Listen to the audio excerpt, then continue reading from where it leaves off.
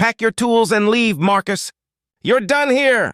The words hit him like a hammer to the chest. Marcus stood frozen, grease-stained hands trembling as the shop's fluorescent lights flickered above him. Around him, his co-workers stared, some whispering, others turning away, all because he'd fixed an old lady's car, for free. Marcus's jaw clenched as he tried to explain. Sir, she was stranded on the highway in the rain. Her engine was dead and she didn't have anyone. His boss, Harold, a round man in an expensive suit who rarely touched a wrench himself, cut him off. This is a business, not a charity, Marcus. You cost us money. Marcus swallowed hard, trying to steady his voice. She couldn't afford the tow. You thought wrong, Harold snapped, his face red. Turn in your badge. You're fired. The old mechanic's shop had been Marcus's second home for years. He'd raised his daughter alone after his wife passed, working double shifts just to keep the lights on. Every drop of oil, every scraped knuckle, it had all been for her. And now, in one cruel moment, it was all gone. As he stepped outside, the drizzle began to fall again, the same cold rain from the day before.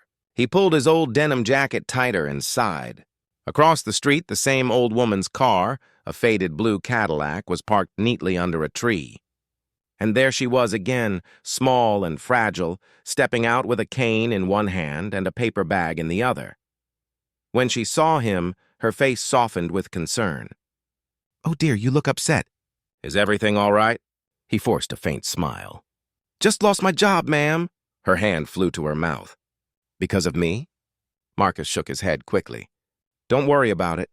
You needed help. I was glad to do it. Tears welled in her eyes. You're a good man, she whispered. Too few of those left.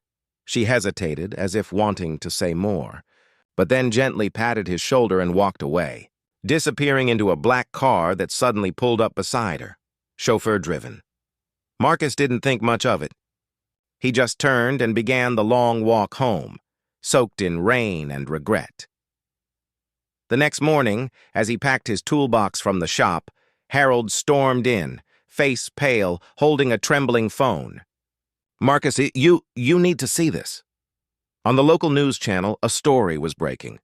Eleanor Whitfield, the widow of late billionaire Richard Whitfield, was rescued yesterday by a kind mechanic after her car broke down during the storm. Marcus froze. That old lady? The camera cut to Eleanor sitting in a grand living room, her eyes soft but fierce. She said, "That man didn't know who I was. He didn't ask for anything. But he reminded me of my husband, how he used to say that real wealth isn't in money but in kindness. I intend to find him and make sure the world knows there are still good hearts out there." Harold's jaw dropped. Marcus, I didn't know.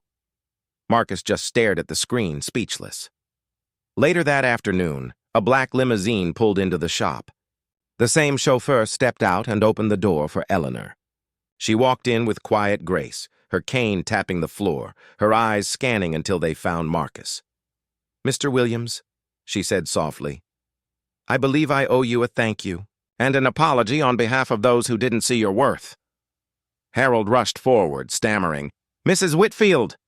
She raised her hand. "Don't. You've said enough." Turning back to Marcus, she smiled. "I came to make you an offer. My foundation restores vintage cars for underprivileged communities. I'd like you to lead it." Marcus blinked, stunned. "Ma'am, are you serious?" She nodded gently. "You fixed more than an engine that day. You fixed my faith in people." Tears burned his eyes as he extended his hand. "Thank you for believing in me," she smiled warmly. "It's you who taught me to believe again." As the camera crews outside began snapping photos, Harold's shop sign flickered behind them, once a symbol of Marcus's small life, now just a shadow in the rain. The next week, Marcus stood in a new garage, clean floors, shining chrome, a team of smiling faces beside him. On the wall hung a plaque that read, "Kindness never goes unnoticed." And though Marcus never fixed another car for Harold again, he knew that one act of compassion had repaired something far greater, his dignity, his hope, and his faith that good still finds its way home.